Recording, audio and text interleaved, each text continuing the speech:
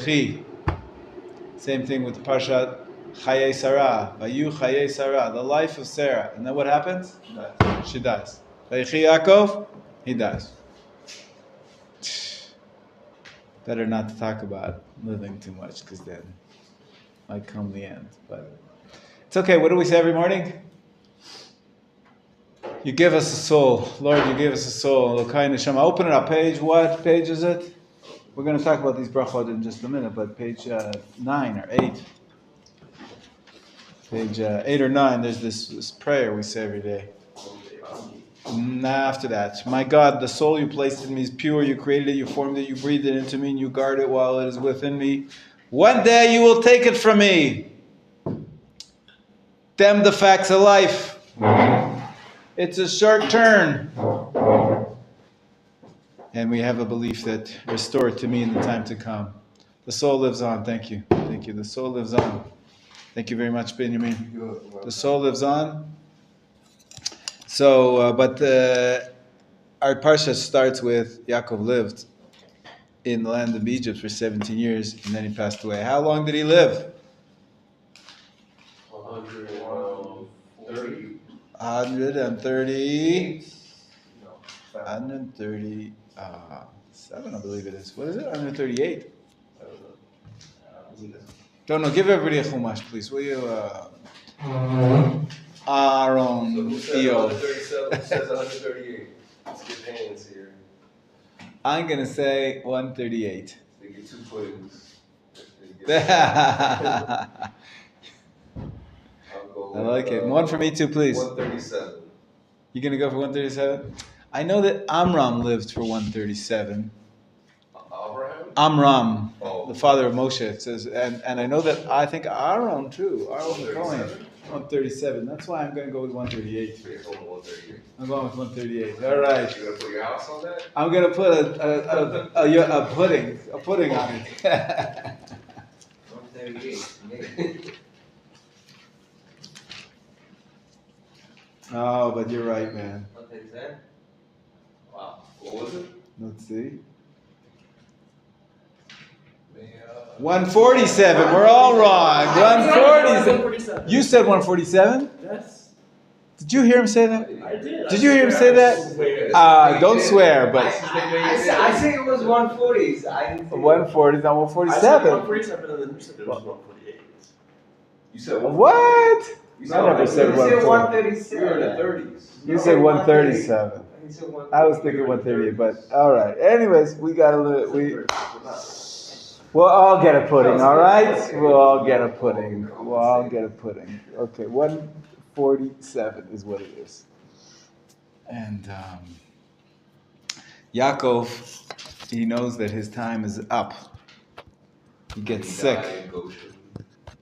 He's gonna die, and so you see in the next paragraph, page 94. Everybody see that? It says the beginning of chapter 48 in the book of Bereshit. It says, after these things, that one told Yosef, "Behold, thy father is sick," and he took with him his 2 sons, Menachem and Ephraim. I want to talk with you a little bit, for a few minutes, about these encounters before Yaakov's death. One is with the sons of Yosef. Who are they to him? Who are they to Yaakov? Who are they to Yaakov? Who are they? Yeah, who are Menachem and Ephraim to him? His grandkids, his grandchildren. Joseph's children, so it's his grandchildren. Right, okay. So, Baruch Hashem, yesterday, or this morning, I just found out my 2 grandkids are coming for Shabbat to my house. I'm very excited. It's Parshat Shavua. I hope I don't die. No, but I guess I'm supposed to bless them, right? Because Yosef comes and he sees his father's about to die, so he takes the grandchildren, brings them over to his father. He says, "Bless them before you die." That's it. Cross the arm thing. That's what happens. But it's strange because, he brings him over, and look at verse 5. Yaakov says to him, your sons page 94, verse 5 at the bottom there. It says, "And now thy two sons Ephraim and Menashe, which were born unto thee in the land of Egypt, before I came into thee into Egypt, are mine. As Reuben and Shimon, they shall be mine." What is he saying, Chanoch? What's he saying? Like you said, that They're my children, my sons. I'll adopt them. exactly. They're going to get an upgrade.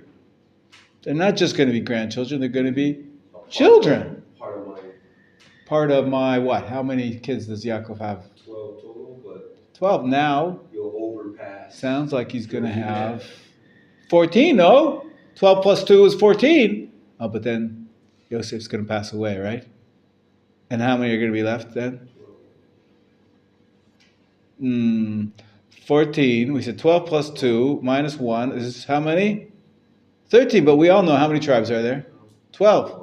So we take out, whenever we count Reuven and Shimon together as 2, or when if we don't count them as together as 1, then we count them as 2, we take out Levi. Levi was a tribe that didn't get a portion of the land of Israel.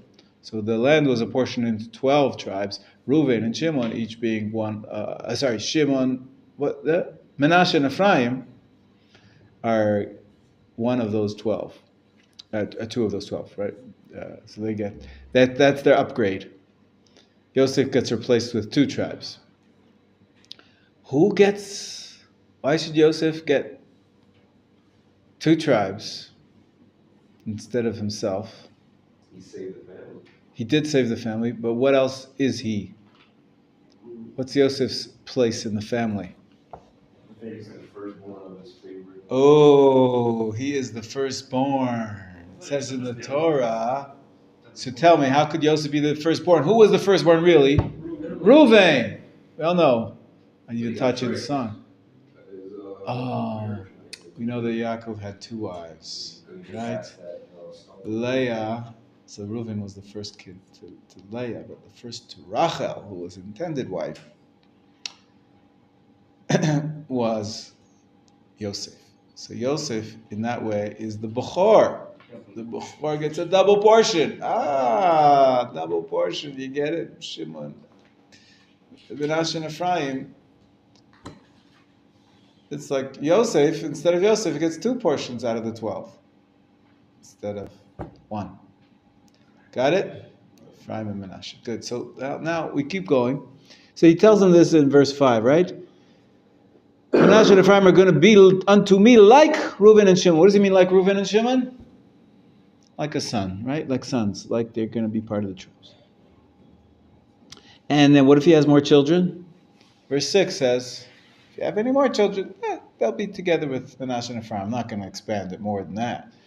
Double is enough. Triple, what do you want? Anyways. Then he makes this, why?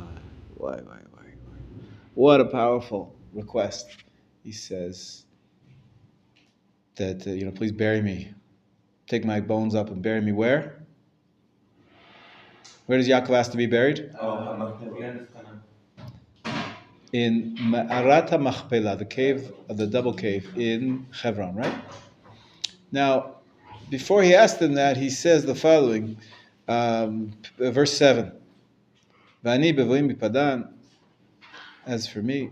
Chanach will read it, verse 7. As for me. Verse 7.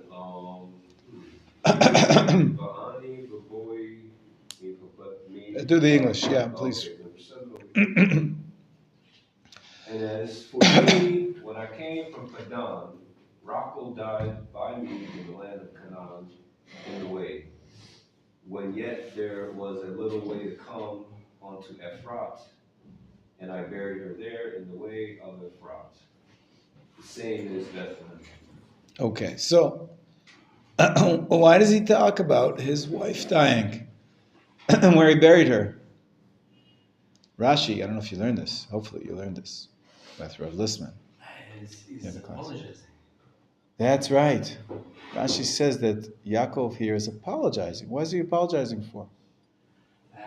He's apologizing to Yosef that he didn't bury his mother in Ma'arat Machpelah. That's right. Leah was buried in Ma'arat Machpelah. Now Yaakov's asking to go be buried with With Leah. Why not with Rachel? We said he considers Rachel to be his wife.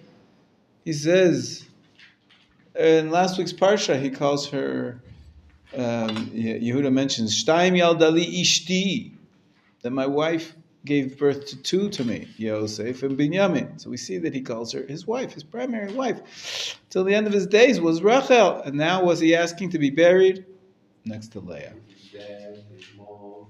Not his mom, not Yosef's mom. Yosef could be upset at his father. He says, well, you want me to bury you next to the other kid's mom? I want you to be buried next to my mom. You're downgrading my mom. You're upgrading my kids. Appreciate that. But you're downgrading my mom. So he has to apologize. He apologizes. And Rashi brings a beautiful midrash. And the midrash says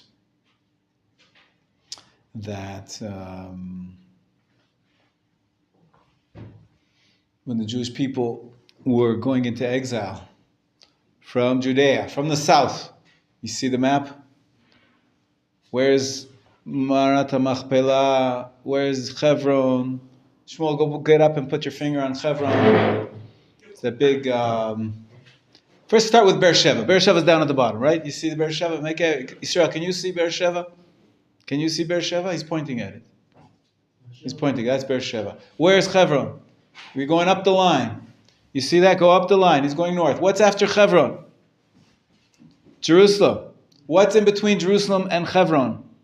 It's very small, but it's there. It's Bethlehem. Bethlehem. Right next to Ephrat. Bethlehem. Right? Okay, so he says, I was on my way south. I was on my way to go to Marat Machpelah, but before I could get there, I was coming from north to the south. I was going from Beit El, which is north of Jerusalem. You could probably point to it on the map, north of Jerusalem, Beit El. It's very small, but you'll find it. Shmuel, point to Beit El, Beit El. Yeah. Yeah, right there, right, Beit El. You see, he's going from Beit El down through Jerusalem. He called it Luz. He had a dream. Remember that dream? Anyways. And then he goes down, and he passes Beit Lechem, and Rachel dies before he gets to Marat HaMachpelah. And so I couldn't bury her there. I had to bury her on the way. So the Midrash says, when the exiles were leaving Judea, now go back to Hebron, Beersheba, the bottom. They were from the south. And the Babylonians, where are they taking them? Up to the north. So where do they take them? They take them up the road. It's called the King's Road, the main road there. They go up through the whole of Judea.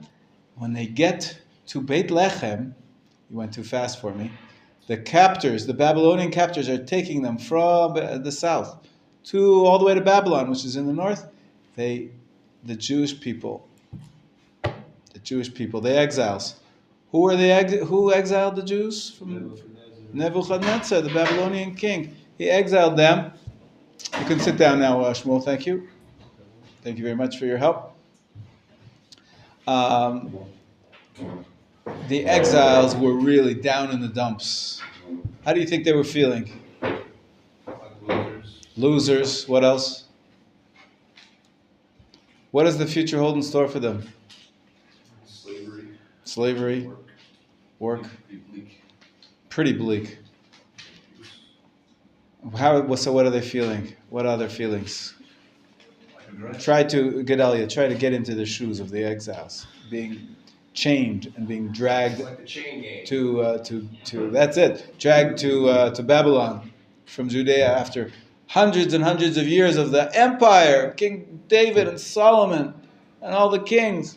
Now they're being exiled. The temple's being destroyed. I'm going to say a bracha, and I'm going to have in mind other things that are going to be shahakol here. The pudding is on my, it's in my eyesight. But I'm going to have in mind, because now I want soon we'll eat the pudding together, which I want to have a drink. Baruch atah Adonai, Eloheinu melech haolam, she'akol niyeh b'dvaro. Amen. Soon we're going to have the puddings. You're already preparing. Good, you prepare them, that's right. I'm going back to my story. The main idea of this midrash is that they were feeling hopeless. They had no hope. That's it. We're leaving Judea. We're going into exile, maybe forever. They had no hope. And the Talmud says, the Midrash says, that when they passed by Bethlehem, the spirit and soul of Rachel Imenu from the grave in the cave of Rachel,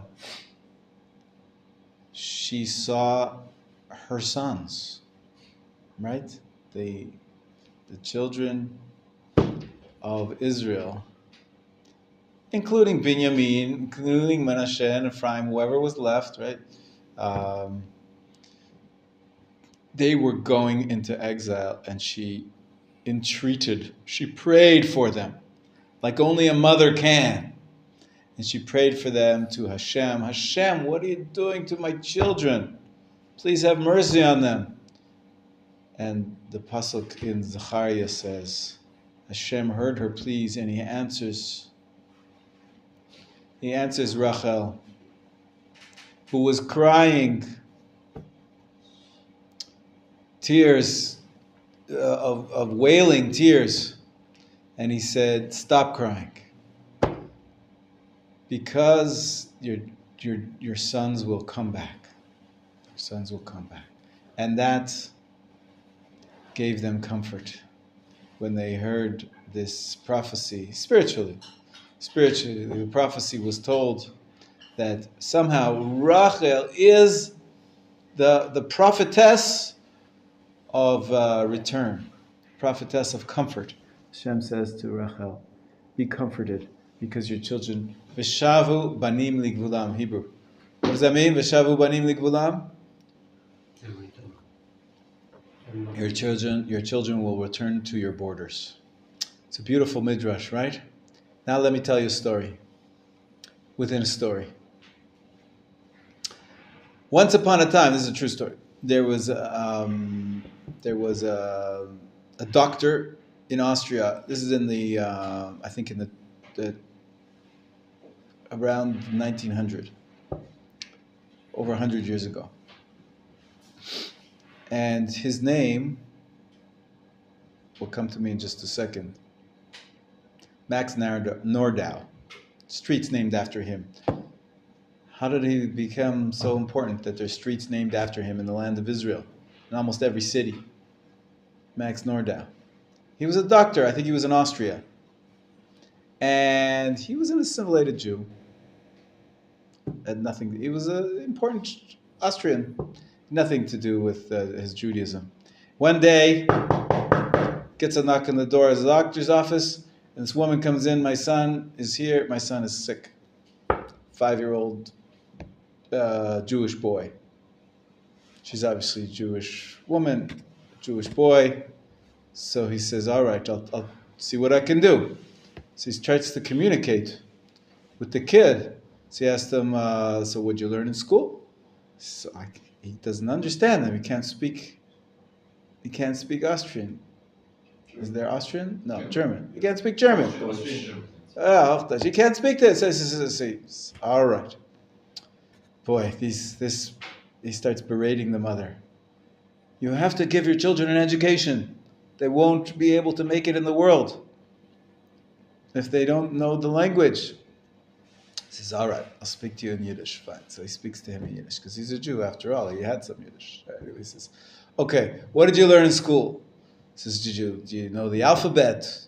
Do you know mathematics? Do you know anything? Kid just sat there silently, didn't know anything.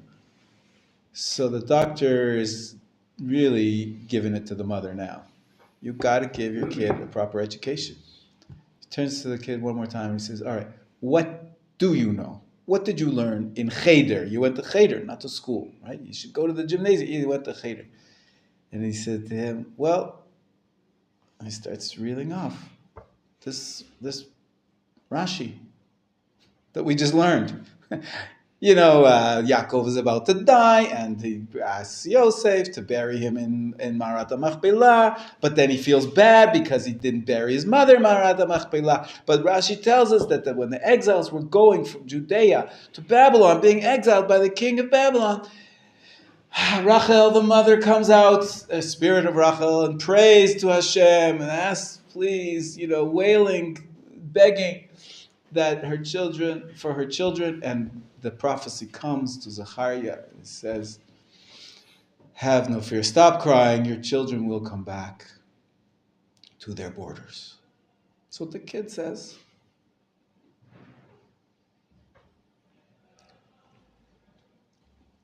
Max Nardal told this story afterwards. He says, I had to turn away. I was overtaken by emotion. Here I am, proud Austrian doctor, educated. I had no idea any of this. You asked me, Bethlehem, exiles, the story of the Jews coming back. This was like, and this little 5-year-old kid, he's connected to his heritage more than I am. So when they left, he treats the kid. When they left, I opened up the newspaper and I saw an advertisement from a Dr. Herzl. He says, anybody interested in helping me bring the Jews back to the land of Israel, here's my phone number. And he helped him. And he became a Zionist. He spoke at the first Zionist conference. And he was an important physician. He was an educated man. So he was a man of stature. So it gave importance to the first Zionist Congress. When was that? When was the first Zionist Congress? 1898. Something like that, around there in 1900. And he gave this fiery speech about, we're Jews. We have a country. We have the cities like Bethlehem and Jerusalem and Hebron. This is our country. And afterwards, this was in the newspaper. They asked him, what happened to you? Where did this come from? Where'd you get all this Zionism all of a sudden? This attachment. And he told the story about this little kid, this little Jewish kid, came to me to be treated. And I was blown away. This Rashi, what a powerful Rashi. It tells about our connection to the land, all the way back to the time of Yaakov and Rachel and the children. Okay, so wow, what a good story. It's a true story. This is written in the history books of Zionism because of Max Nardal. It tells this story. So I'm teaching this Rashi and this story about, it must be now 15 years ago, in Kfar Adumim. Kfar Adumim is where my son's soon to be engaged to a girl, Bezrat Hashem. She's from Kfar Adumim. I used to be the rabbi of the town next door. Now, the town next door was a small town, and young families. We didn't have a mincha minyan because everybody was at work. It was about this time of year. It's a very short day. By 4 o'clock you have to be davening mincha. People are still at work. So I went up. I guess I was out of a job at that time. I was free. So I went up to daven mincha in Kfar Adumim, the town next door. And I was the rabbi, so they asked me to speak in between mincha and Ma'ariv. I did that every once in a while. And I speak, and I said, okay, it's very Parshat Vayechi. I'll tell this story. I'll tell the Rashi. And I tell the story. Max Nardal. You can tell I get emotional from it. It's very powerful story. This guy in the back stands up, he puts up his hand. He says, can I say something? Sure. My name is David Lanyado. Fascinating guy. I'll tell you. He was a secret agent in Syria. As an old man, who grew up in Israel, and he says he was a yeshiva boy. He tells the story a little bit. When he was a kid, he was a yeshiva boy, I think in Jerusalem. And one day his father says to him, come with me, we're going on a trip. He took him to Hebron it was 1929. And you've heard of the massacres? You've heard of October 7th? Okay, so October 7th should not have surprised us, okay? Because the Jews lived in Hebron for 100 years, together with their Arab neighbors, in peace. And then one day, in 1929, the Arabs got together, roused up by their imam or whatever it was, and they turned to their neighbors and they slaughtered them. They slaughtered them. And there was a yeshiva in Hebron. It's called Yeshivat Hebron. And till today, the yeshiva, it was closed after the massacre. They killed they killed all of the students. Now it's in Jerusalem. Now it's here not far from here in Givat Mordechai, Yeshivat Hebron. Why is it called Yeshivat Hebron? It wasn't Hebron, but they were basically kicked out. They were slaughtered out. So Hebron has a whole history. Anyways, he says, my father took me, and I saw the blood-stained Gemaras. And I saw the homes that were ruined and ransacked.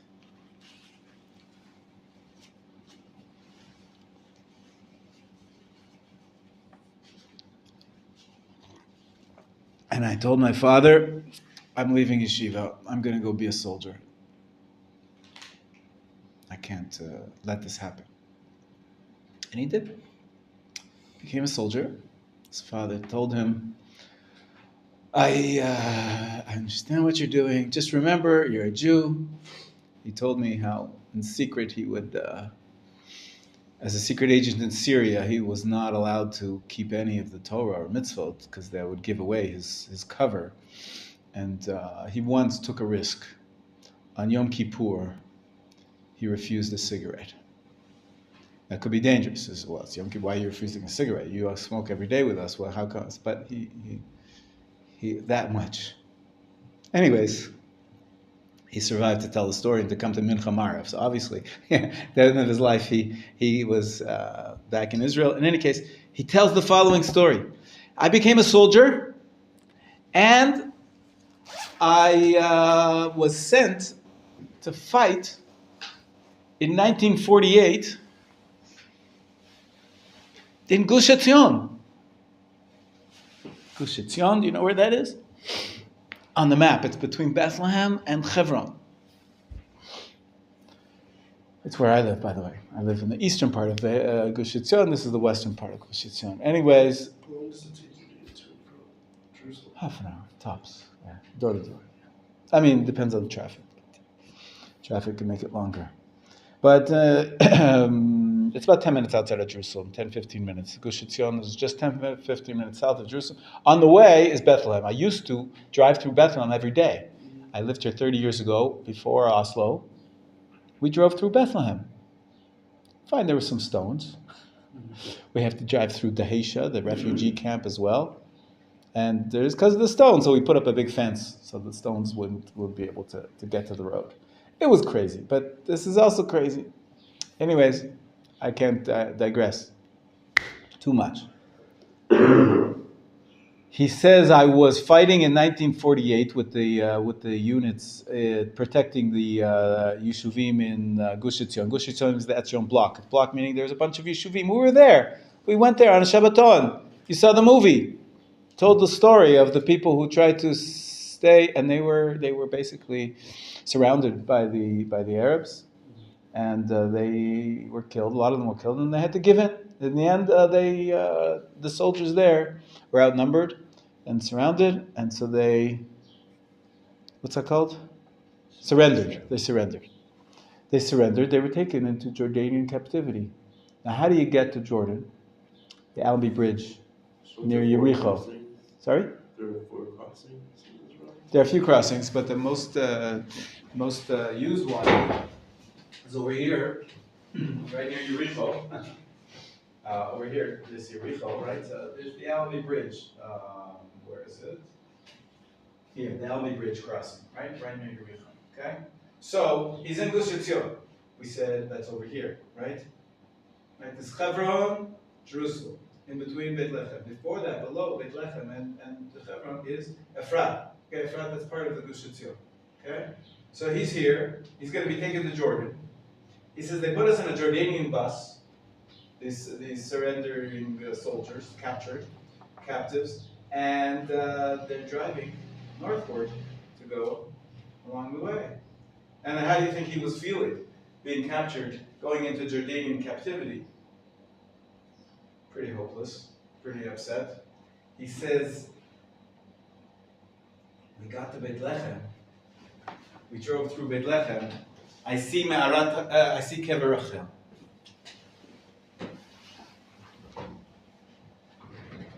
Says to me, I remember this Rashi.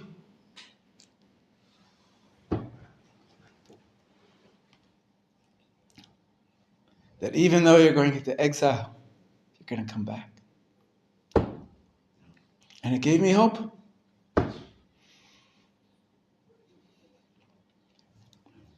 Modern day Midrash coming to life. The hope of Rachel being the hope. And the truth is, in the Oslo Accords, when this whole area of Bethlehem was given to the Palestinians, the chief rabbi went to Yitzhak Rabin the night before the signing, and he cried to him. Literally, he cried to him that how can you give up Kever Rachel, because Kever Rachel is in the middle of Bethlehem. So he says, but Rachel's our mother crying for us. Yitzchak Rabin was so moved that he drew a little circle around where the tomb of Rachel is, and it's accessible to the Jews until today. It's like this little enclave within Bethlehem that the Jews are allowed to go to, and it's not under Palestinian control. So it's like you should go there. We should go. We should go. This is the parsha. This is the parsha to go about talking about Kever Rachel in the Rashi. So we should try to arrange it. I'll be full of. But I'll be full of they usually gather there around when the time where there's a tradition when Rachel died, but not. This is if you're a scholar, if you're studying the parsha with Rashi, and you know this Rashi and the significance of Kever Rachel comes up at the parsha of Vayechi. But anyways, it's an enclave which is like now, but it's like right next to Bethlehem, where there's lots of angry Arabs who hate us. So they built this it must be 20-meter high concrete wall surrounding the entire thing. It's not very pretty, but in that enclave there's the actual tomb of Rachel, and next to it there's like a little house. They've turned it into yeshiva. There's a family or two living there, but that's it. You drive in and you drive out, and you're surrounded by this concrete wall. It's like a fortress, and they still try to throw some stones over the wall, but it's really hard. But that's the situation today. And anyways, Kever Rachel is a very powerful idea. People go there to pray. And they say, our mother is going to take care of us. Our mother is praying for her children. And so that's the Parsha. That's the first story at the beginning of the Parsha. Yaakov has the children. But then I want you to look at the book in front of you. And in verse 8, something strange happens. And Israel beheld Yosef's sons and said, "Who are these?" It's not a little strange. My grandkids are coming for Shabbat. Bezrat Hashem. I think I recognize them. They recognize me. Okay, not the baby, but I don't know how old the Menachem and Ephraim were, but at this time. But how come Yaakov doesn't know them? Not in the beginning. And Yisrael says, and Yosef says to his father, "Banayhem, asher natan Elohim bazeh." These are my children. It must be at least 20. That's right. According to the calculation, they were. This was years that Yaakov was 17 years he's living in Egypt. So the kids are 15, 10, whatever there is, 5. They're not 1 year old. Whether they knew him, but you could say he was losing it. We're going to see he wasn't losing it from the rest of the parsha. He lived far away, didn't know Joseph. Maybe, but you really think he didn't recognize his grandchildren? It's so strange. So one explanation I heard from Rav Soloveitchik, and other people have said it as well, he says, you know what the story was? In all the other times that they went to visit,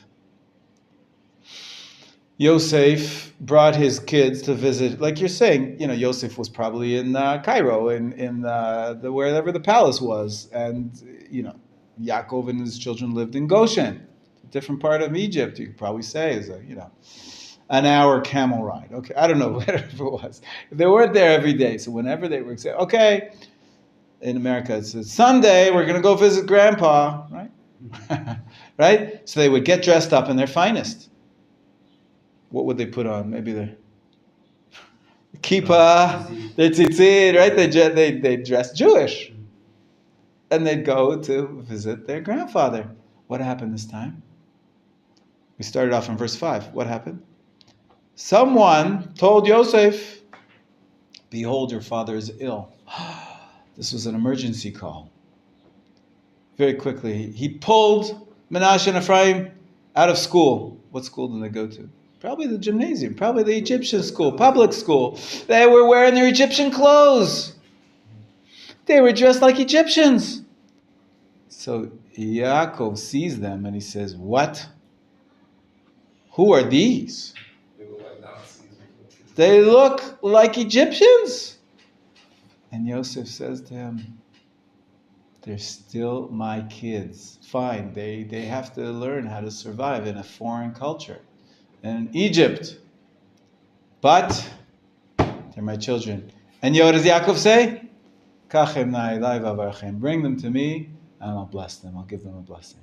And he gives them the blessing, which we use every day. Every time we bless our children, we use the words of Yaakov. Yisimcha Elohim ke'Ephraim Menashe.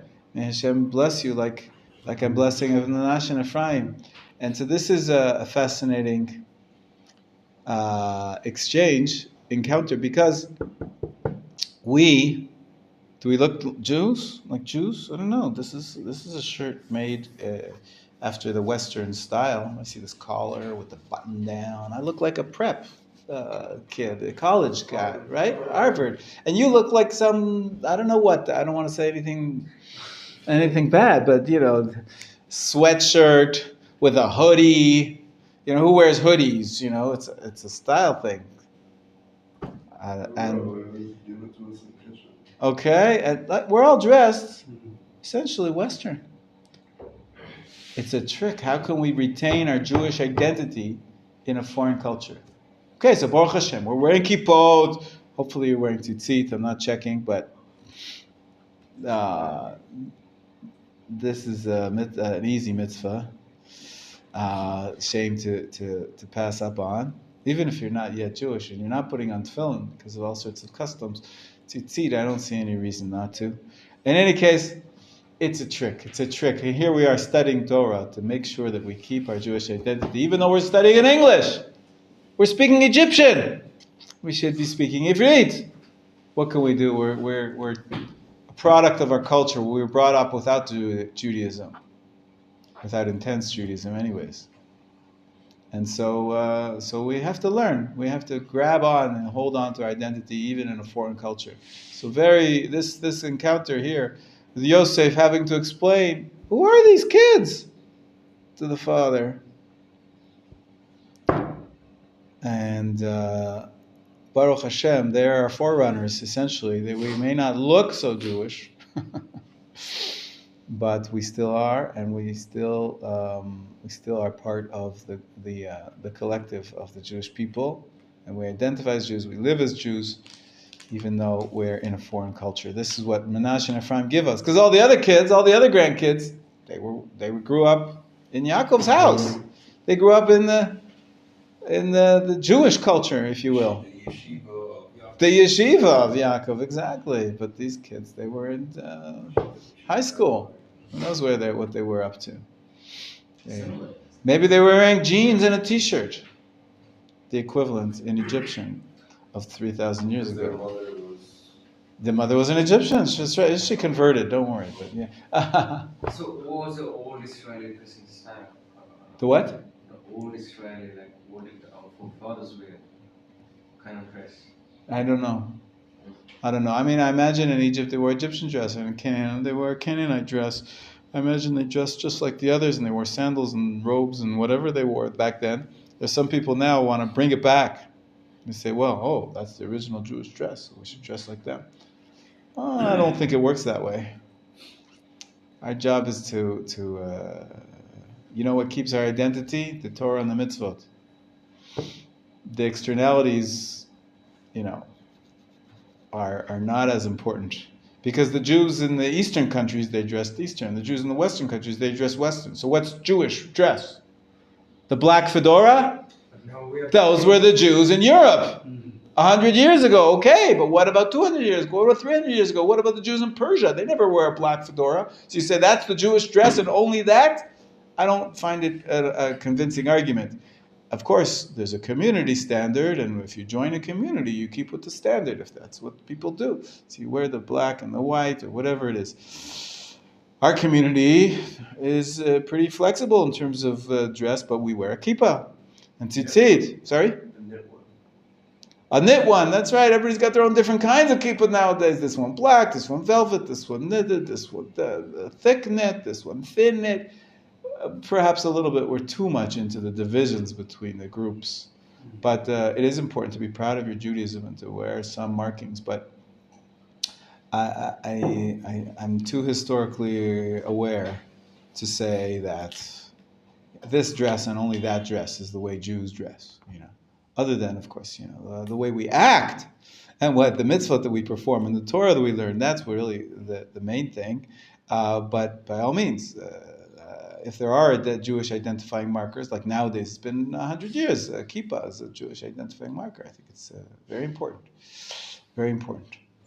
But whether you have to wear, you know, this kind of suit or that kind of suit or this kind of socks, if you're Hasidic, these Hasidim wear white socks, these Hasidim wear black socks. Personally, from Boston, you know, it's got to be the Red Sox. But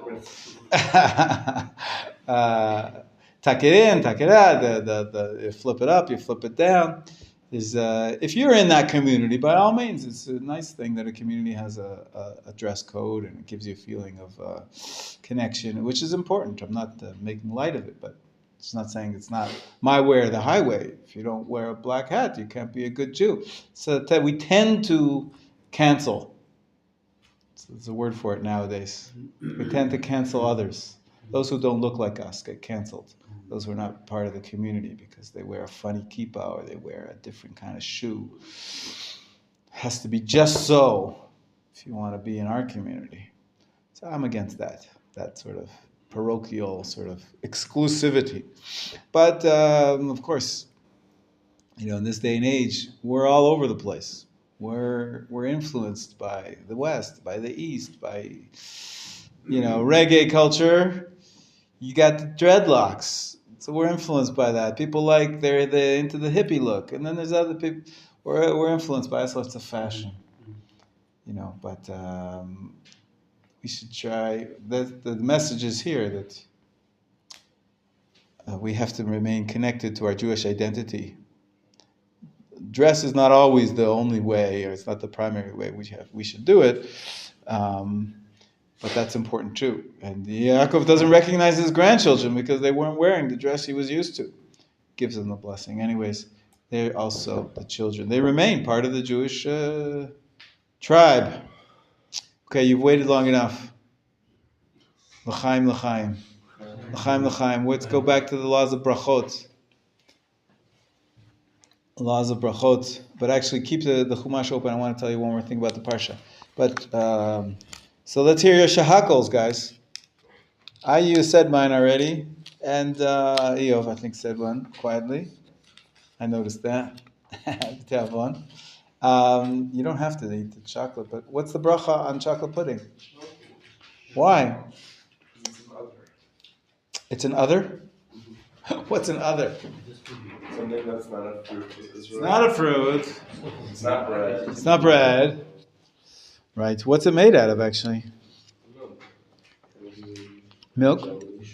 Yeah. Milk. What else? Chocolate. ingredients. It says it's very small. I don't know where it is. Maybe it's on the inside, on the bottom. No, Sugar. it's on the cover. Sugar. Sugar, huh? Milk and sugar, basically. I had in my portion. You had your portion. I want to ask regarding the big Amazon. Mm. If I eat, let's say, just a slice of pizza, it's not equivalent to 28 grams. So I think it is. it is? Yeah. Oh. But let's say I eat less than that, let's say half. Okay. Do I say big Amazon? No. So if you don't have a kazayit, Mm. then you don't say Birkat Hamazon? Then what do I say? I say, we're in the Pasha? Nope, Nothing. nothing. And safer. That's why some people say you should never have just a small amount of food, because then you won't be able to say the after bracha. So you're not thanking Hashem afterwards. You're not obligated to, and you're not allowed to. So have another piece, just in case. No, like, because sometimes it's a leftover from It's a leftover. last night. Yeah, if it's not 28 grams, you say nothing afterwards. Yeah. Yeah, you wanted to say something, Gedalia? Yeah, and Sefer Ahava, the Rambam says that you don't have to say a blessing on anything that you don't enjoy. Or so Makes like sense. theoretically, let's say I don't like putting what I have to say. You do, because we don't follow your particular taste preference. We follow the general populace. So if it's something that's inedible, like, if you eat a raw potato, there's no bracha on it, because nobody eats raw potatoes. But, yeah, except, in a famine or something like that. But even if you use something that's not tasty to you, if it's considered food by most people, then you do say bracha on it. Okay? But the truth is, I want to continue the laws of brachot before I get back to the parsha. Before I forget, I had a very interesting halachic discussion last night about our class, about what we talked about yesterday. I was telling you how I taught you that when we calculated the amount of flour in the wafers, because we were trying to get to the 28 grams. So the truth is, there is room to be lenient and make a bracha even if you have less than 28 grams. Why? It's a few reasons. Number one is, I mentioned it to you, I did say this to you, that's the standard calculation for the size of an olive. But most olives today are about half that. Most olives are between 10 and 15, 17, they say. 17 is the average olive, 17 grams. Or milliliters, we're talking about volume. So 17 is almost half of 28. A little more than half. And so, according to that calculation, you'd have to say an alamechia or a born nefashot or whatever it is, even if you had less than the 28 grams. So the calculation we made of, you have to have 2.8 wafers, maybe even if you had 2 wafers, you'd have to say. Or even 1.5, right? You would have to say an after bracha. So there is room to be lenient with that. What I taught you is the classic, I think, approach to be machmir and have another cookie. If you have 2 and you ask the rabbi, did I eat enough to say an alamechia? He'll say, have a 3rd. And then you won't have any doubt. Because there's a debate here about whether we follow this calculation or that calculation. So that's one reason. The reason number one is that you should be aware that there is room to be lenient if you have anything above 17 grams. In between 17 and 27, there's room to say that you should say the alamechia. Got that, Chanoch? You hear that? Now I want to make it even more complicated. Yisrael, you with me? Listen to this. Then my son, I'm speaking with my son. He's my soldier. He's back from the army for 10 days. After 80 days. And I'm telling him what I taught you, how we calculated with how much flour is in. We said 70, 80% of it. So we took down we didn't check the whole 200 grams or 180 grams. We said it's you got to calculate proportionally how much of it is flour.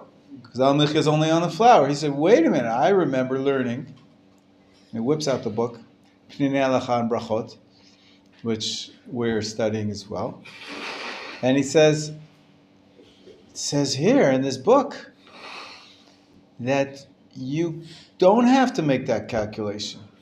You consider the whole wafer, including the sugar and the eggs and everything else that's in the cake or wafers or cookies, as part of the calculation. So as long as the wafers have the weight of the 28 grams, truth is, other people are saying 28 grams, the sugar and the eggs get included in because the sugar and the eggs, they are just there to enhance the flavor of the flour. So I had to go scrambling and look it up. So I looked it up. And Baruch Hashem, we're both right. We're both right. The standard approach that I was teaching you is correct. And in most foods, like if you have a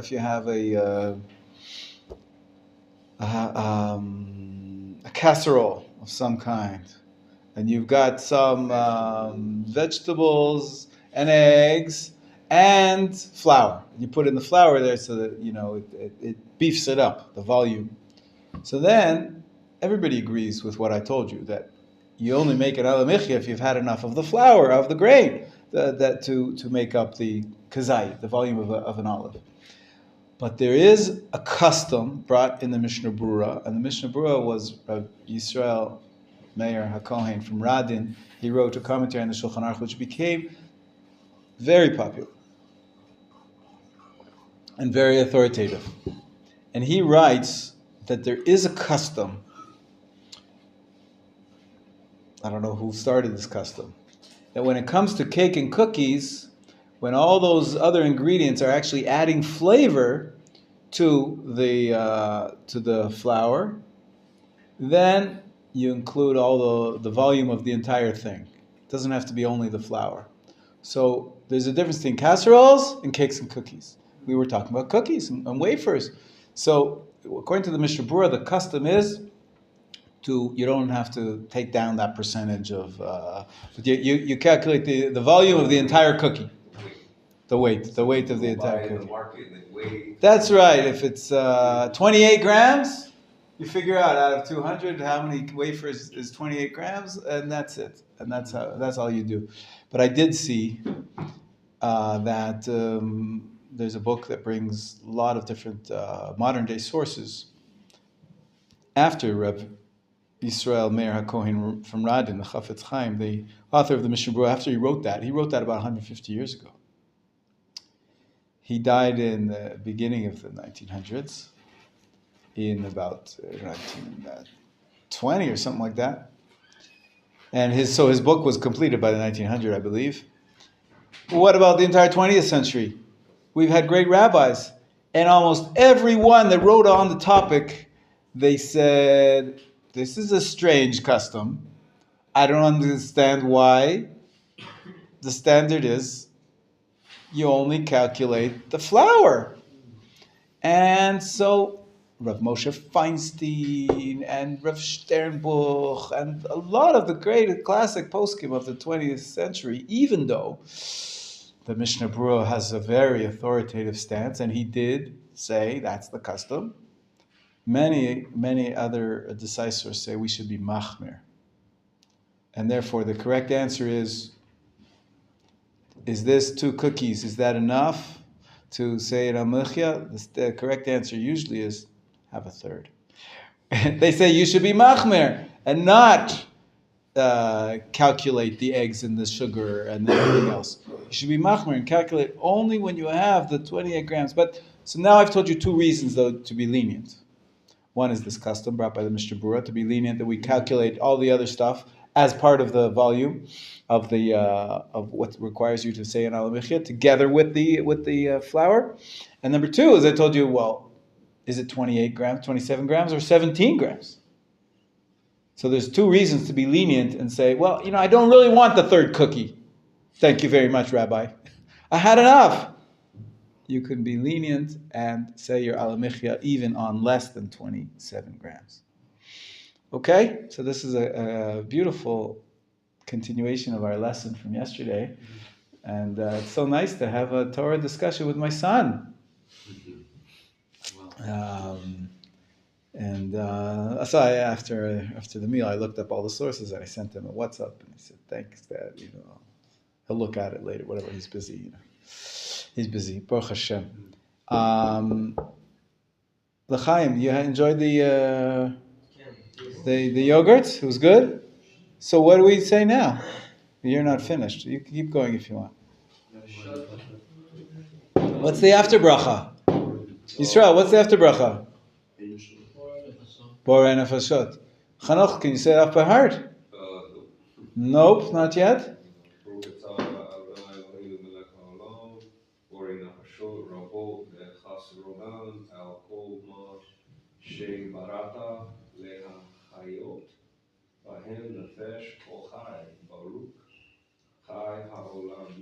Amen. Chai olamim, right? Chai olamim at the end. Chai olamim. The first one's chai and the second one's chai. Yeah. Exactly. That's it. You got it. The dots. You pay attention to the dots. Yeah. Very good. Very good. How many dots are they? There's like 7 different styles of. Yeah. Yeah. The vowels there. Vowelization system. Okay. Anybody else want to say Borei nefashot? You don't. Do you want to eat more? What? No, I'm going to drink some water later. You're going to drink some water later. Okay. I'm continuing to drink as well.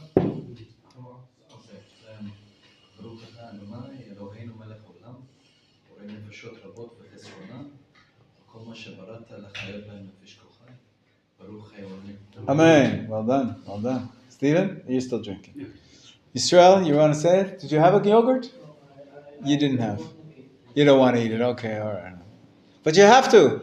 No, the rabbi says no. Okay. Have another cookie. No, you don't force yourself to eat if you don't want to eat. Yeah.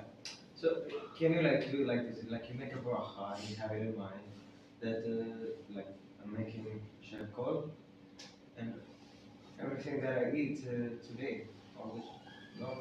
No, there's a time limit. We said we're going to talk more details about that, but there is a time limit. 72 minutes, as we said, from one bracha, from like the ending of the eating until the beginning of the next. That's too long. Also, changing place. We did mention that if you walk outside of the building, some say even out of the room, your bracha has expired. You have to make a new before bracha. For the after bracha, that's what we talked about, the 72 minutes, right? Until you stop feeling satisfied. The standard calculation is if you're not so in touch with your body and you don't know when you're still full from the meal, then we say 72 minutes after the meal, you've lost your bracha, you've lost a chance to say it. But for the before brachas, it depends first of all, if you had in mind to continue drinking, and if you changed your place geographically. If you moved out of the place, then you lose your bracha. Yeah. So if you drink at the 71st minute, so the bracha... You got another 72 minutes. Oh. That's right. Some people say they top themselves up every half an hour or so. Let's say you're sitting around the Shabbat table for a while. Some people do have long meals, right? They play a game, card game. Shmuel? Shabbat table? Remember my card games? Yeah. Can you play music? No. Not on Shabbat. Yeah, it's a rabbinic prohibition to play music on Shabbat. But that's why he's saying, Chanoch, you got to get with the program. You got to spend Shabbat with some community somewhere. Here is a good choice. Shmuel, you talk to Chanoch. How sometimes he sleeps over Friday night. Chanoch, yeah. Talk to him about it. We'll find you a bed. Eov has an extra bed in his room, right? Right? Do you snore? I don't know. You tell me. Okay. All right. You know David Adler? Yeah. So. Yes, sir. Another question. Another question like on Shabbos, you see people banging on the table. That's right. They're not supposed to be playing music. Good question. Some people poskim say don't do that, but others say banging on the table. I'll tell you. If it's like this, then you're playing music, right? You're playing a tune. But if you're just keeping the beat, that's not called music. And so So you're not supposed to do like this, the shadows. other poskim are even more lenient. And they say, it's not a musical instrument. And you're doing it to enhance your Shabbat atmosphere. So you're allowed to do the... clapping is a little different because you're not using an instrument. Because it's just your body. So there's room to be lenient with that. Although there's some people that clap, they change the way they clap. You've seen people, this is a usual clap. There's a Shabbos clap. Some people do that just to avoid the issue of musical, instruments. Although there's room, if you're doing it for the sake of Shabbat, there are poskim that are lenient, even about the drumming thing. I wouldn't if you see someone drumming because they're excited about the singing on Shabbat. It's not going to be my job to go and tell them, hey, it says Shabbat, don't do that. There's who to rely on. It's not the worst thing they're doing in the world. Although, personally, if you had asked me, I'd say no drumming. You could keep the beat, but no fancy drumming, because that's too similar to making music with an instrument, which is, again, it's a rabbinic prohibition. Whistling? Sorry? Whistling. Whistling is interesting. There's a precedent in the Talmud that in the Mishnah it says that on Yom Kippur, the Kohen Gadol stayed up all night. He had to stay up all night. They didn't want him to sleep. So it says that the young people who were accompanying, he would study all night. He would get ready. He was preparing for his big day. Yom Kippur was a big day for the Kohen Gadol, and so if they saw him falling asleep, they'd snap their fingers. So we see snapping your fingers is okay. And if I believe there's another midrash. It's not a Mishnah, but there's something about that when the Levites were on station to guard the temple, and if they fell asleep, I think there's a statement there that they would whistle to them. So technically, I believe it's allowed to whistle. Although I will tell you that one time I was walking to shul with my father, Shabbat morning, and I was whistling. Guess I don't know, I had a tune in my head. And he said to me, stop, it's Shabbat. So I stopped. So even though I cannot find any source which says it's forbidden to whistle on Shabbat, there is a feeling that it's a little bit not appropriate for Shabbat. It is similar to like making music. I can hear that, although I don't know yet of any source which says it's prohibited, except for my father told me to stop. It doesn't feel Shabbos-dik. Shabbos-dik, it's not like in the atmosphere of Shabbat. If you're allowed to make music, you shouldn't be able to sing. So singing is allowed explicitly. It's even a mitzvah to sing. We sing to Hashem. We're supposed to sing His praises. What's wrong with singing? But in the Beit HaMikdash, there was singing and musical accompaniment, and they did it even on Shabbat. But outside the Beit HaMikdash, where the rabbis forbade using musical instruments, they're afraid that it's going to break, and you're going to, the string instrument, you're going to tie it up, and tying is, of course, prohibited from the Torah. So, Melech David, he initiated a choir. choir and a band, yeah. There was a whole orchestra there, yeah. I mean, he was a musician himself. Sure, that's right. Yeah, it was a big part of the temple service to have the accompanying music on the stairs there. We talked about it, 15 stairs. That's where the Levites stood and played music. Services on Saturday night? Yeah. Sacrifices, yeah. It is a violation, that's right. But the Torah told us to.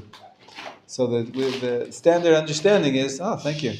The standard understanding is that it is an exception. The temple is very special. What's going on here? All these treats. So yeah, in the temple they slaughtered an animal. You're not allowed to kill an animal. Slaughtering is one of the 39 categories of work. But they did in the temple. That's because the Torah tells you, bring a sacrifice on Shabbat. So the rabbis understood that apparently the temple service overrides the regular laws of Shabbat. And so there are some differences, but we don't have a temple now, so we don't kill animals. Fire also, sure. Yeah. Lighting candles, everything. They did it on Shabbat. But that was special because it was the temple. So it's a mitzvah. Are Are there any sparm about the temple service? Oh. Have you not seen the English library? There's lots of books all the way around there. It's, one of them has got to be, at least, there's about five. There's about five there. I'll show you later. Rambam. Yeah. So we read on Shabbat Tehillim, song for Shabbat. It talks about the instruments they used to play. The song that says this is a song for the Sabbath, it's not really a description of what happens on the Sabbath. Practically, it talks about the evildoers being destroyed and about the tzaddikim flourishing.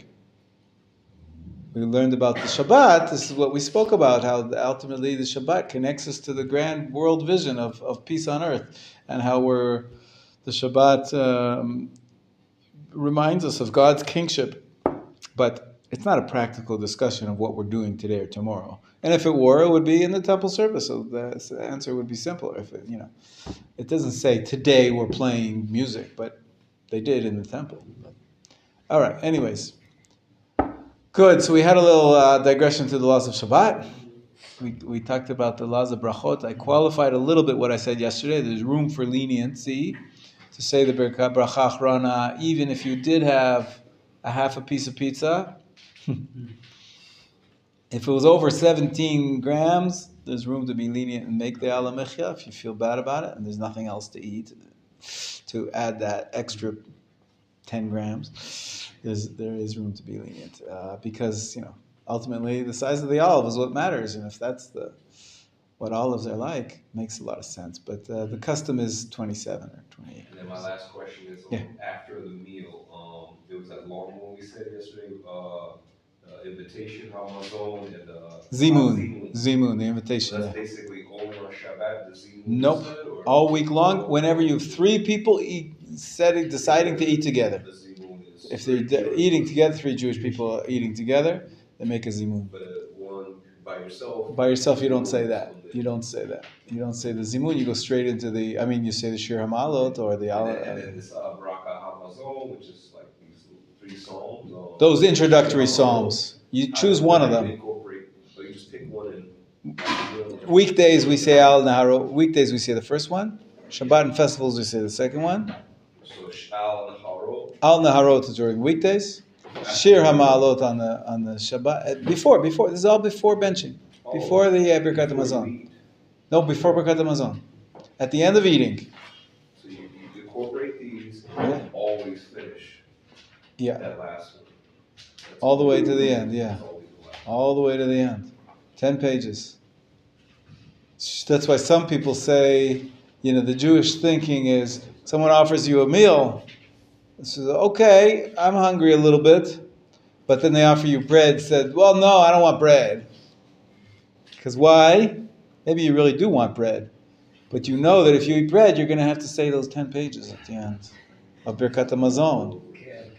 And you don't have time. You're rushing for your bus or something. Okay, so I'll eat something, but I won't have bread. And then I won't have the yoke of saying the entire Birkat Hamazon. We shouldn't really look at it like it's a burden. But, we live in a rushed world. Sometimes we do make calculations based on time. Every second counts. So some people do. They say, I'm not going to have bread because I don't want to bench. I don't want to say Birkat Hamazon. Not ideal, but, you got to admit that this is part of human nature, that especially in this, like I said, the rat race, where we're always rushing. So if you're really pushed for time, you can just say the core of the Birkat. No. There actually is a little Birkat Hamazon for children, but usually we don't even teach them that because, they're going to need to know the entire thing eventually. But some people, I know, they have they're thinking, well, if I just say the first paragraph, right? People know the song from kindergarten. And then it ends, Baruch atah Hashem hazan et hakol. They say, okay, that's enough. Because that's what they taught me in kindergarten. According to the halacha, it's not enough. You don't fulfill your mitzvah unless you say Brit and Torah. That's in the second paragraph. And you have to mention Uvnei Yerushalayim, the third paragraph. And then rabbinically you have to say up until the words Al Yechasreinu. If you're really rushing for a bus, skip the supplications, harachaman, harachaman, harachaman, if you really need to. But the 4 and the Tehillim at the end, yeah, you skip the end if you that I'm willing to hear about Shmuel. The 4 core, yeah, that's fine. Yeah, I thought you meant less. But yeah, the Birkat HaMazon. So it's not 10 pages; it's 6 pages. All right, but it's much more than the 10 lines of Al Michya, right? Even that's hard enough for beginners. If you're going to say it in Hebrew. You got it. Okay, good. And then this Me'ayin Shalosh. The Me'ayin Shalosh. The 3 types of foods. It's not based on the 3 types of foods. That's a misnomer, but it's based on the 3 original brachot of the Birkat HaMazon. It's sort of a short form of the 3 brachot of Birkat HaMazon, but it is for cookies. If you eat something made from grain, which is not bread. Now I want to add one thing to Eov. Eov, you said that if I make one bracha, it'll cover me for a long time. Everything I eat now will be covered by the bracha. And I said, well, if you move out of the building, for example, keeping it simple, then your bracha expires. You have to make a new bracha before eating, right? It's not absolutely true. There are exceptions. The exceptions are, everybody agrees the exception is, for example, bread. If you have bread, Hasidim do this sometimes.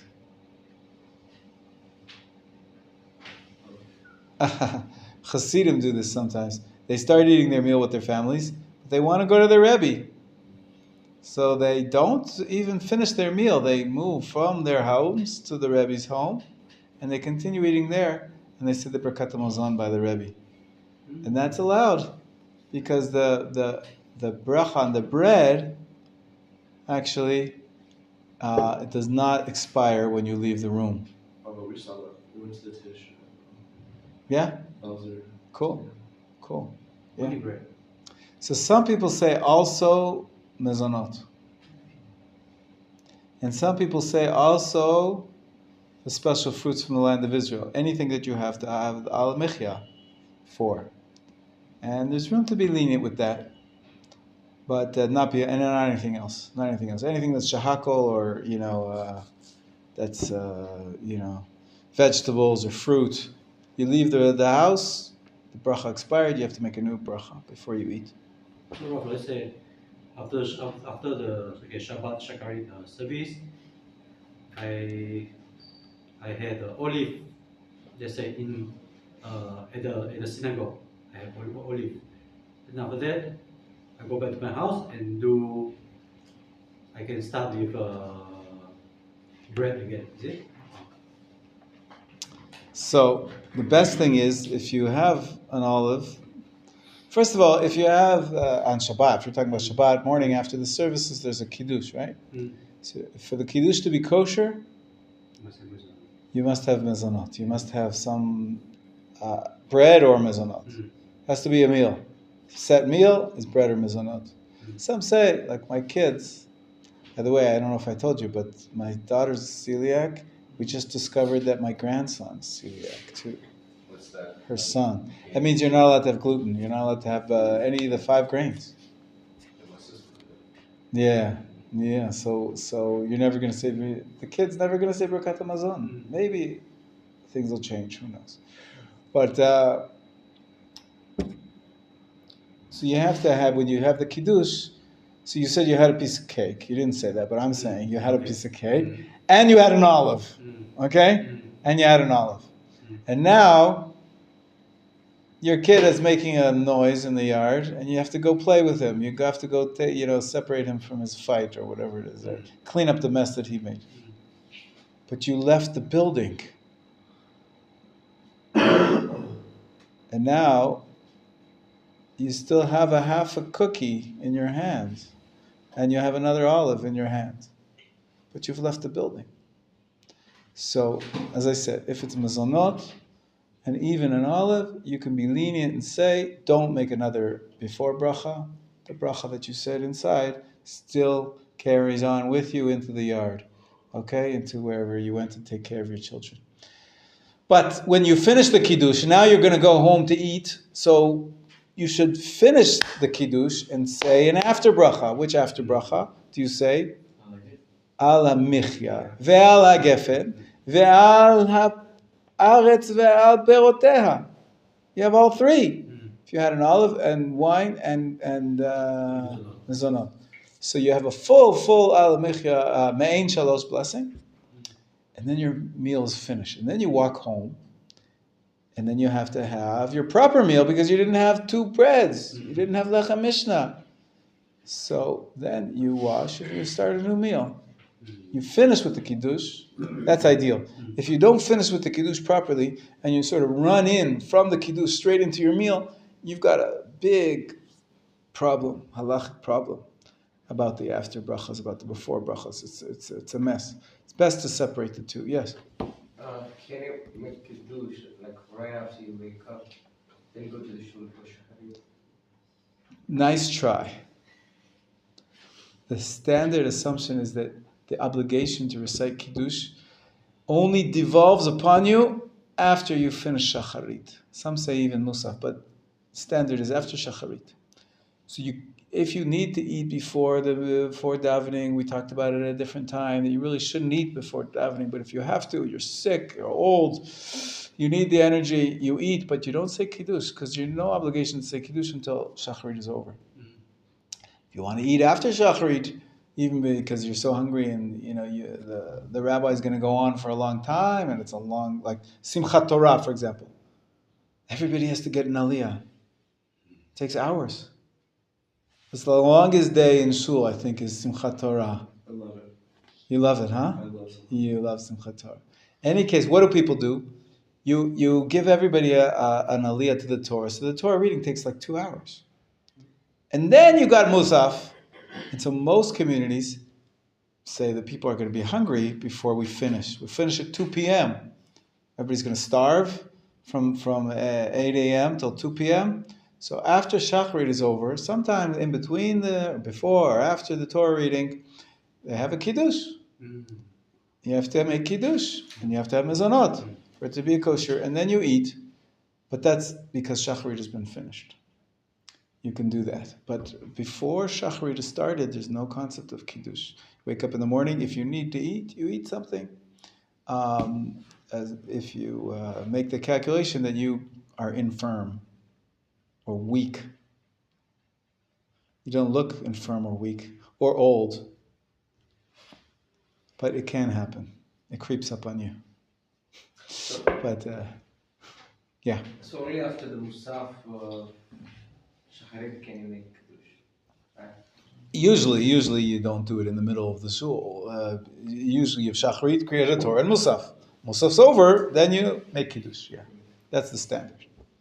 It can be made earlier, like I said, even after shacharit is over, but not before shacharit is finished. So sometimes this happens to me, like I was gonna say a blessing, and I extended like Baruch, like I'm thinking, try to do it with kavanah. Yeah. And right when you get to say the blessing, you forget what blessing you're gonna say. Oh, that's tough. It's tough. Yeah, you could. That's what it says in Pirkei Avot, I think. Tafasta merube, lo tafasta. Translate that. Help me translate that, Shmuel. If you try to grab a lot, you get nothing. Tafasta mu'at. If you try to grab a little bit, tafasta. You can grab it. In English, we say you bit off more than you can chew. So if you try to go to all sorts of higher levels of kavanah and then you forget the basics, like what you're doing, then you're shooting yourself in the foot. It's not a good idea. So you have to, if you're ready, if you're concentrated, if you're focused, by all means, enhance with all sorts of levels of kavanah. But if you're going to miss out and forget where you are, then you're sort of getting lost. So you start a bracha and you like you say, like you're gonna say but you started like Asher Yitzah. Like, go back like suddenly like. So yeah, autocorrect, right? When you type in the word, sometimes you type the wrong spelling and it automatically fixes the spelling. Takes a few seconds, right? Once it realizes that you typed the wrong word, then or sometimes it'll give you a red line underneath, whatever. So the same concept applies halachically as well. If you make a mistake when you're saying a prayer, if you catch yourself right away, within 3 or 4 seconds, then you can correct it. Like if you start saying Baruch Atah Hashem Elokeinu Chalam, pray, it's mezonot, pray mineh mezonot. You can do that as long as it hasn't been 3 or 4 seconds. But if it's longer than that, you've lost the bracha. You have to start and say a complete proper bracha from the beginning. If we have a piece of cake and you said pray, it's not valid. You have to say confession that I said the wrong bracha. I take God's name in vain by saying Bori Pra'et when I only had a cookie, and that was not right. You beg Hashem for forgiveness and be more careful next time. But there's no correction for it afterwards, except for doing better. And Hashem accepts our tshuva. That's a beautiful part of our religion. You're not necessarily going to burn in hell for eternal damnation because you said one bracha out of place. But maybe, I'm not saying, I don't know for sure, But if you do tshuva, that I know for sure. If you do tshuva, Hashem promises us forgiveness. But it has to be real tshuva. What's tshuva? What's real tshuva? Repentance. What is real tshuva? What's a sign of real tshuva? That you don't do it again. That's right. That's the ultimate, the best tshuva. The remorse you feel in your heart is a big part of it, but it's not everything. The main thing is don't do it again. Sometimes we fall again and again and again. It says in, I think, Kohelet, I think it says, Sheva yipol tzaddik v'kam. Even a righteous person falls 7 times, he gets up again. 7 is a symbolic number. It could be 50 times. The point is, we keep up getting up again and trying it over again. I just heard a talk from a woman who was describing her efforts to win at a competition. And she's telling the story. She says, yeah, this woman encouraged me to enter the competition. And I thought, oh, it's crazy. But she pushed me. Okay, I entered the competition and I failed. And the next year came along and I entered the competition again because she was pushing me and she thought it was a good idea. And I entered and I failed. And then she goes on and she says, 3rd year, entered the competition, failed. 4th year, she's telling the story.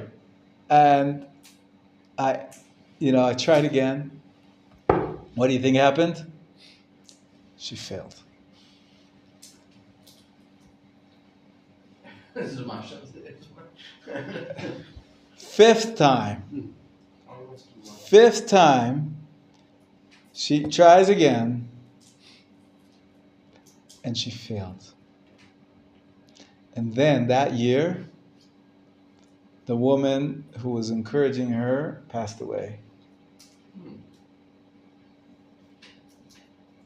6th time, she tried again, and she failed. And the 7th time, then 7th year, 7 years running now, she entered again, and this time she won. And she's telling the story because she's, the winner, She got to tell the story 7 times. Powerful story, persistence, So, seven's a good number. I don't, But of course, it could take more than 7. Who knows? You gotta keep trying. There's some people that try to do giur, and they get to the Beit Din, and the rabbis say to them, I'm not convinced that you are practicing Judaism. You need to work on your brachot. I can see you're not davening 3 times a day. Or, they ask you, how do you get ready for Shabbat? Well, you could see that they're not regularly practicing or whatever. So usually, you never get rejected totally. Usually they say, go back to study for another 6 months, come back again, and let's see, if you've improved in your practice. And then 6 months later, there have been cases where the person gets rejected again. There are cases like that, but if you're persistent, 99% of the people pass. If you keep on persistent. Maybe they're even testing you that. They want to make sure that you really want it. But for Machon Meir, almost everybody gets through the first time. Has there ever been a case where I can't recall. There are people that get rejected by the bureaucracy beforehand all the time. Yeah, that happens. That happens a lot. It's a very tough system for the bureaucracy, for the getting permission. But once you get in and you're studying with us, how long does it usually take? a year, approximately. Depends on the bureaucracy. If you're a citizen, it's different. If you're not a citizen, there's a lot of details. But bottom line is, here you're practicing, you're living Judaism. That's why I was telling Chanoch, you gotta get with the program for Shabbatot, to celebrate together with the community. On your own, it's very hard to know what keeping Shabbat means, and some of your questions will be answered just by living it. Yeah, true. That's the best. My last question was really my first question. There was these 2 blessings. What page are you on? 1073. 1073, okay. So this was the long one. Mein Shalosh. Yeah, Ala Michya. Al Teruva, Hasadeh. Yeah. And then it ended with Ba'ahara, Yikudusha. It doesn't end there. It continues. It comes all the way down. Oh, it doesn't even end at the Ba'ahara? No. Oh, there's a Kiyata, so it ends at the Al Hadretz? The last, there's 4 options of how it ends. This is a little bit confusing. So it could end at the Al Priya Geffen. That's right. Okay, See so here, there's 4 options. You can end Baruch Atah Hashem al Haaretz V'al Mechiyah, one ending. So that whole one right there. Or Baruch Atah Hashem al Haaretz V'al Priya Geffen is another ending. Or Baruch Hashem al Haaretz V'al Pirot is another ending. Or at the end of this one, Al Haaretz V'al Mechiyah V'al Priya Geffen is another ending. Okay, so that blessing right there, how does that differ from the one that me and Shmuel just said with the Chai Ha'olamim? This short one at the bottom is a standalone. So it says after food or drink. You don't see them together, or this one is said. It depends what you ate. Let's say you ate a piece of cake and you drank a can of Coke. So for the cake, you have to say the Ala Michya, the long one. The long one because it's made from the 5 grains, right? Cake has flour in it. So you got to say the long one but it doesn't cover the Coke, the drink. For the drink, you say Borei Nefashot, so you say both. The one me and Shmuel said basically is specifically for nothing with bread. Nothing with flour in it, or nothing with pomegranate and olive or grape, the special fruits of the land of Israel. It's a regular fruit, an apple, an orange, Borei Nefashot. A drink, usually apple, Borei Nefashot. Steak, Borei Nefashot. Okay. Meat, eggs, so the first one, fish, the Borei Nefashot. Has to do with bread, basically. Right. Bread, and the middle one is for flour products, which are not bread. Right? Got it? All right. Say it. Good. Okay. It's Erev Shabbat. So let's do a song for Shabbat. Everybody please turn to page 407. 407. This is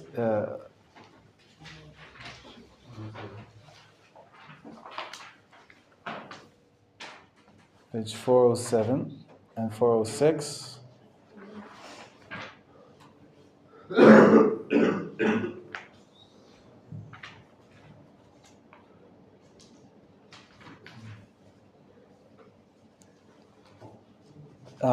In many synagogues, they sing this tune. The original is a Karbach tune called Leman Achai V'Rei.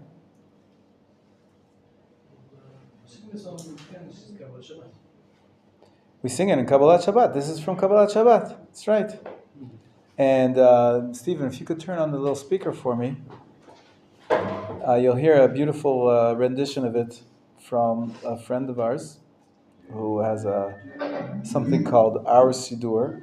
Just make sure that my Bluetooth is on here. Okay.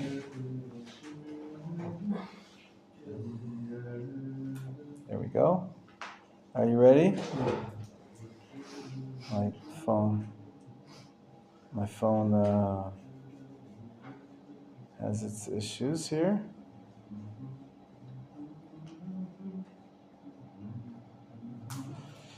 You know the tune? Hashem Elohim Geyud Lavesh Lavavesh Ozitazah. Okay, it's the tune of what Karbach sang it. The Menachem Meir. Lavesh, Lavesh, Ozitazah,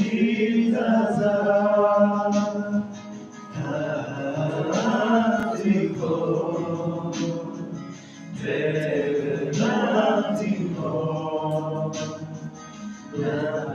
Chom Yisachar, Me'olam Adar, Nasu Lerot Kolam, Nisu